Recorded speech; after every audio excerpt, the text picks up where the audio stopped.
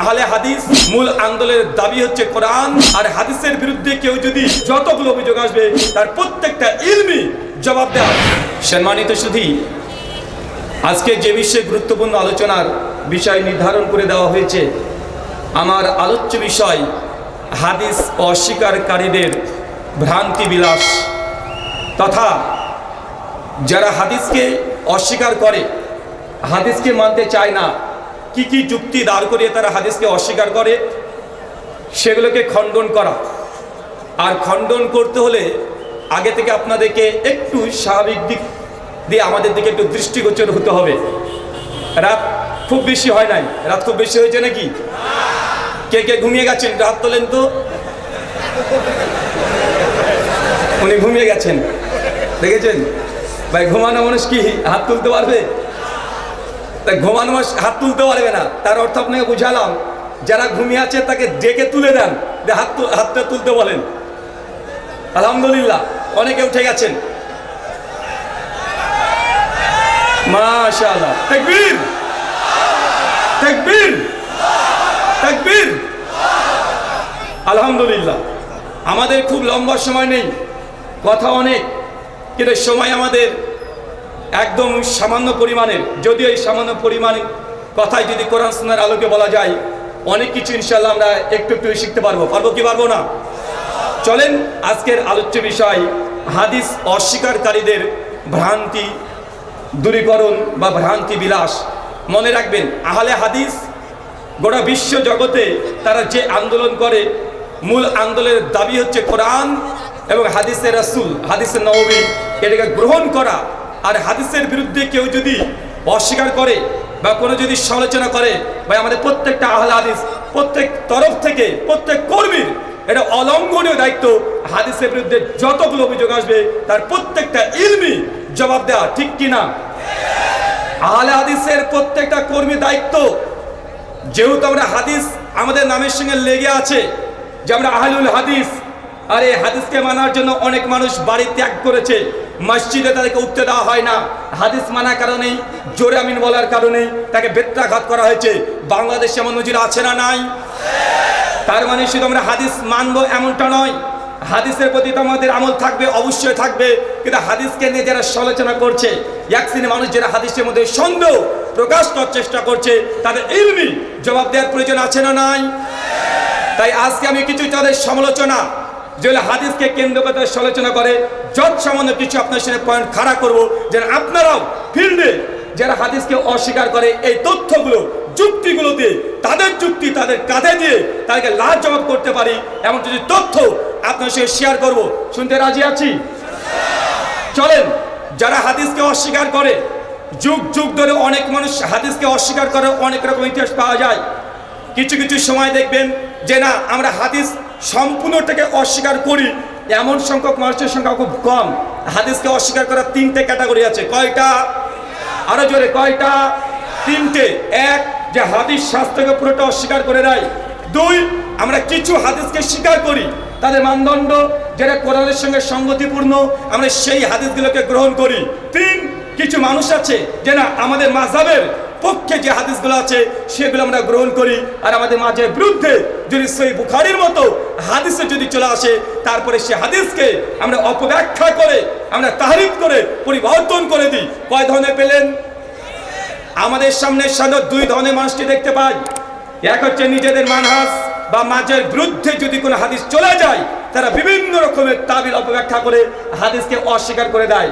দুই, বাংলাদেশে এই সংখ্যাটা সবচেয়ে বেশি, কিন্তু দুই নম্বর এরা আস্তে আস্তে মাথা চারা দিয়ে উঠছে, সেটা যে আমরা হাদিস জগৎকে পুরোটাই অস্বীকার করে দিই। ভাই আছে না নাই? অনেক গ্রামগঞ্জের শহরে, স্কুল কলেজ ইউনিভার্সিটিতে মানুষকে যখন আমরা হাদিসের কথা বলতে যাই, তখন বলে যে হাদিস, তুমি হাদিস কি করছো? হাদিস তো 200 বছর পরে লেখা হয়েছে, তুমি কোরআনের কথা বলো। ভাই এমন শব্দ শোনা যায় কি যায় না? চলেন আগে আমরা ছোট থেকে বড় দিকে যাব। প্রথম ছোট দিক কোনটা? যে আমাদের মাযহাবের বিরুদ্ধে যত হাদিস যাবে প্রত্যেকটা হাদিসকে অস্বীকার করে দেওয়ার গ্রুপ আছে না নাই? তাদের ছলা কৌশল হচ্ছে এইটা, আমজনতাকে বোঝাচ্ছে যে দেখেন, হাদিস বুখারীতে থাকলে মানা যায় না, হাদিস সহিহ মুসলিমে থাকলে মানা যায় না, হাদিসের সনদ যদি সহিহ হয় তারপরে মানা যায় না। উদাহরণ, আল্লাহ নবী সহিহ বুখারী কিতাব তাহারাত 224 নম্বর হাদিসে আল্লাহ নবী দাঁড়িয়ে পেশাব করেছে। আহলে হাদিস তোমরা হাদিস মানার দাবিদার, তাহলে তোমরা কেন দাঁড়িয়ে পেশাব করো না? ভাই আছে না নাই? অনেকে তো সুর দিয়ে বলে নবীর হাদিস মানা যাবে না, মানতে হবে সুন্নাত। ভাই এই টুনে কথা শুনেন নাই যে হাদিস মানলে গোমরা পথভ্রষ্ট হয়ে যাবে? কেন আল্লাহ নবী দাঁড়িয়ে পেশাব করেছে, নবী 11টা বিয়ে করেছে, এটাও হাদিস, নবী মেরাজে গিয়েছে, এটাও হাদিস, নবীজি এই কাজ করেছে, এটাও হাদিস। এই বলে মানুষকে বিভ্রান্ত করে বলছে দেখেন অত হাদিস হলেই হাদিস মানা যায় না, তবে মানতে কি হবে? সুন্নাত। নবী যে কাজগুলো করেছে সেটা সুন্নাত, তার এইভাবে বলছে। মানে এটাও এক ধরনের হাদিসকে অস্বীকার করা, যেটা আমরা সর্বদা বাংলাদেশ থেকে শুরু করে এবারে সাগির ভারত, বাংলাদেশ, পাকিস্তানে এই ফিতনা নতুন করে আবিষ্কার হয়েছে ব্রিটিশ আমলে। কোন আমলে? ব্রিটিশ আমলে। এই আন্দোলন কোনোদিন ছিল না যে আমরা হাদিস মানবো না সুন্নাত মানবো। কেন? মুহাদ্দিস এবং ফোকাদের দৃষ্টিকোণ থেকে হাদিস আর সুন্নাতের মধ্যে কোনো পার্থক্য নেই। সুন্নাত ব্যাপক অর্থে ব্যবহার করা হয়। মুহাদ্দিসগণ যখন আকীদার উপরে গ্রন্থ রচনা করেছে তখন কিতাব সুন্নাহ এই নামে গ্রন্থ আছে না নাই? ইমাম লালকে রাহিমাহুল্লাহর কিতাব সুন্নাহ গ্রন্থ আছে, ইমাম মানাফি রাহিমাহুল্লাহর কিতাব সুন্নাহ গ্রন্থ আছে। মূলত গ্রন্থগুলো আকীদার নাম দিয়েছে সুনান। সুনান আবু দাউদ, সুনান তিরমিজি, সুনান নাসাই। ভাই এই হাদিসের গ্রন্থে কি শুধু সুন্নাত আছে না হাদিস আছে? শুধু হাদিস আছে না সুন্নাত আছে? এটা হাদিসও আছে আবার সুন্নাতও আছে।